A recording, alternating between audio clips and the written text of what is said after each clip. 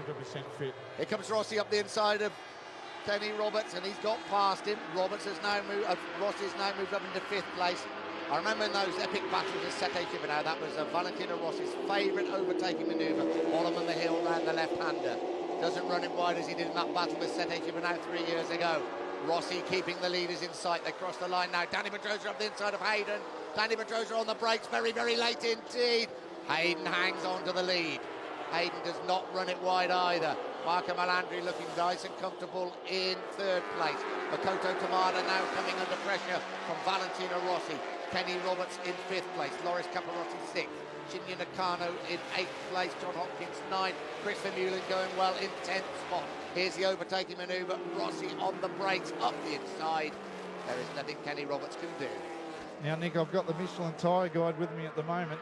Tamada's gone for a soft front on a big profile, so he wants to get as much grip as he can. Elias has done the same. Pedrosa's on a medium front, as well as Hayden is on a medium front. Rossi's gone for the soft front, as well as Melandri, repeating Elias and Tamada. As far as the Edwards has gone for the smaller profile front tyre on a soft, as well as Roberts, he's gone for the soft compound as well. And on the rear, they've all gone for medium, but a medium 2 or a medium 1, depending on what you want. The medium 1 is just slightly harder than the medium 2. We'll decipher that. The only one on soft rear is Tony Elias. Fastest up of the race now to Danny Pedrosa, a 1:23.355 for the man from pole position. We ride with Valentino Rossi. That's Makoto Tamada in front of him, and not quite close enough as they go over the start and finish line. Thunder past my commentary box window. 25 laps to go into turn 1. Kenny Roberts now coming under pressure from Loris Capirossi. Got to say, Loris Capirossi at the back of this group has joined in the fun. There's 7 riders in there at the moment that are very much close enough to put in a threat of winning the race. So Loris Capirossi still not 100% fit. Fastest in the morning warm-up, but it's some very impressive laps on race tyres. Who knows? Hayden still leads. Pedrosa giving him a really tough time. But Hayden, just his voice on the start and finish line when you interviewed him, I thought, Mark, exuded confidence and real determination. Yeah, he's been doing that all weekend, and when you look at the consistency of the lap times he was doing during all the practice sessions, and the one just slightly in the mid-23s that he was doing, mid to high ones, but doing them more consistently than his teammate Pedrosa. Those two are leading the way, and this has just been reflected in the race at the moment as Hayden just hangs on to that lead by about 0.2 of a second. Rossi seemingly quite content to hang in there in 5th place at the moment. This isn't Donington Park where he had to race his way through the field, picking off people all the time. He hasn't got to do that because the leaders are not getting away. And behind him is Kenny Roberts Jr. and then Loris Capirossi. Nick, I've got Lucio Ceccanello with me, team owner and team. Oh, as they go past, screaming past again. By the time they get past, I should be able to have him. Lucio, bitterly disappointed. Very big disappointment for you with Casey. Can you tell us what was actually happening after he got the scan okay? Yeah, I mean, it is really unbelievable, the strong position of the chief medical doctor. We really didn't expect such a strong decision, because Casey didn't have any concussion, didn't have any problem, always was conscious and talking with the doctor and say that he was okay. But at the end, because they was surprised, the doctor saw the crash, the helmets. He was scared because looking at the helmets was a quite big impact. But in fact, it was not like this. It's just because it was the stone and so on. But anyway, even with the negative scan, the chief medical doctor don't want to take the responsibility, and he says just the rider is not fit to race. That's very sad for you. Yeah, very sad, and everybody we are disappointed. Even the Dr. Costa from the clinical model is disappointed, but even here, nobody has the power to go against the decision of the chief medical doctor. Thank you, Lucio. Lucio Ceccanello telling us exactly what is happening to Casey Stoner. He is not being allowed to race. There is a really, really big surprise in this race. Makoto Tamada has gone past Marco Melandri. He's now giving Danny Pedrosa a really tough time in 2nd place. For all the people that do the sweepstake, that includes us, that name did not occur on that sheet of paper. Tyre choice may be why he's going so well early in the race, Mark. Yeah, the tyre choice, he's gone for the soft front, and he needs that with as much confidence in the front as he can. As we said before, he's been struggling on the Michelin to get that confidence in there to really push it hard. And the softer one, he'll be able to feel it a bit more than what the rest of them have gone for the medium compound front. As we look now, it's still Hayden leading his teammate just at the moment. At that split, it was 1.171 in a second, so Pedrosa is really trying to close the gap. I really think from Loris Capirossi to Nicky Hayden at the front, the gap is 1.3 seconds. It really matters a little. I think these are the men that are going to contest this particular race as Marco Melandri gets back up the inside of Makoto Tamada. Tamada, of course, winner of 2 Grand Prix a couple of years ago, riding on those Bridgestone tyres. He won at Motegi, his home Grand Prix, and also won the Rio Grand Prix in Brazil. Now you see Rossi up to 5th position, Nick, but look at his teammate Colin Edwards in 14th, nearly 10 seconds behind. Here comes Tamada once again up the inside of Marco Melandri. Who is he on there on the brakes? He certainly is. Nicky Hayden still fighting off the challenge of Danny Pedrosa. Tamada this time forced a little bit wide by Marco Melandri. Marco Melandri hangs on to 3rd place. I think there's a lot of sparring going on out there at the moment, don't you, Mark? Oh, it certainly is. It's just really going to hot up with 22 laps to go. We're not even a 3rd race distance at the moment. And look at these, you're running it wide just slightly, and all you need is the slightest mistake to let this bunch through. Rossi now 0.8 of a second behind at the end of that lap. Hayden still leads the way from Danny Pedrosa.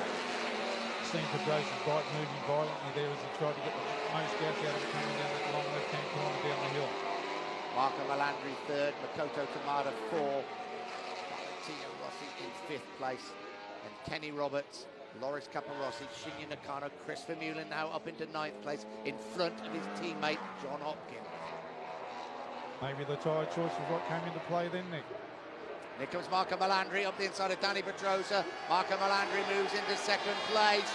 Both 250cc world champions, Valentino Rossi has also got past Makoto Tamada.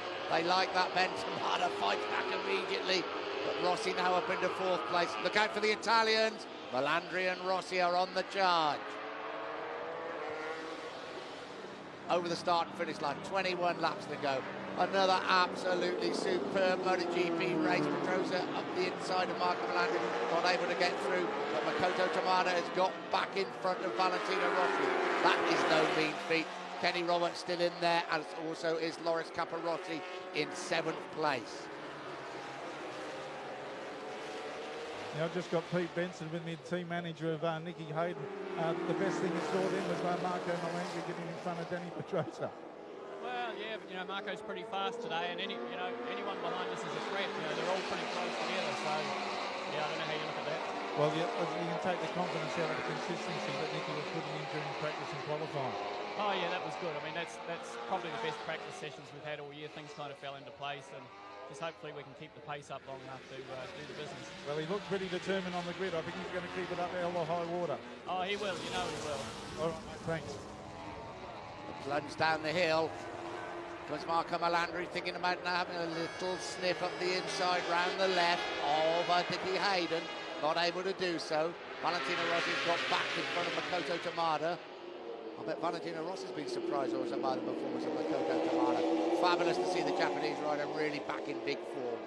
As Mark said, he struggled with those Bridgestone tyres after doing so well on the Bridgestone.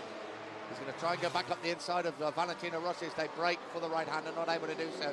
And Rossi now is right back in contention, but we have a new race leader, and it's Marco Melandri. Melandri leads the race with 20 laps to go. Winner of 2 races already this season. And Marco Melandri, as I said, casually announced that Pedrosa and Hayden absolutely side by side, that he'd been riding with fractured collarbone for the last 2 races, following that horrendous accident in Barcelona 4 weeks ago. He leads here at the Sachsenring, and it is pretty hot and hairy behind him. Look at him slide that back tyre of the Michelin at the moment, but Melandri would have taken so much confidence out of that, knowing how hard he can ride with a broken collarbone. Now he's getting back to fitness. He'll just be going even harder, and be interesting to see whether he's got the soft front and the bigger profile tyre and the medium number 1 tyre on the rear. So maybe if he tries to break away on the soft tyre and just then nurse it back towards the end of the race. Want to be interested to see how Nicky Hayden reacts after leading the race for so long. Here goes Valentino Rossi up the inside of Hayden. Rossi takes over 3rd place. The crowd go absolutely wild. He's not German. He may be Italian, but he's now in 3rd place. Danny Pedrosa and Marco Melandri. Oh, Kenny Roberts has come from no. Oh, Kenny Roberts has gone down. Makoto Tamada has gone down. So Roberts got at the inside of Makoto Tamada, took out the Japanese rider on the Konica Minolta Honda. Tamada looks like he's injured, lying in the gravel trap. So 2 riders out. Let's see if the race will continue. Just Edwards in a bit too hot there, trying to see what going over to. And there is Kenny Roberts now, alongside Makoto Tamada. Kenny Roberts immediately over to see him. You've got to say that it was probably poor old Kenny Roberts' fault. Yes, it was. Yeah, took out Tamada. Too hot going in there. Nick on a really acute angle, trying to get it around that corner, and just wasn't going to work for him. But he's just so distraught at the moment. And Kenny Roberts, one of those guys that would definitely do nothing to try and take another rider out. Oh, absolutely not. Absolutely erasing an accident. Right, Melandri, Pedrosa, and that man Rossi. Don't write him off. Write him off at your peril. Well, we said after the race times yesterday on the race tyres that he was up there with the best of them, and he's just proving that. He's got the good start, picked them off one by one, now up in the 3rd spot. And looking at the sight we've got is we're on board with Rossi at the moment. Here comes Rossi on the brakes up the inside, not able to get through this time. Or has he got through? He has. Valentino Rossi has got through. I apologise. Valentino Rossi has got past Danny Pedrosa, who's up into 2nd place. Nicky Hayden is there. Loris Caparossi is there. It does appear that Makoto Tamada is okay. He's out of the gravel trap as we race by.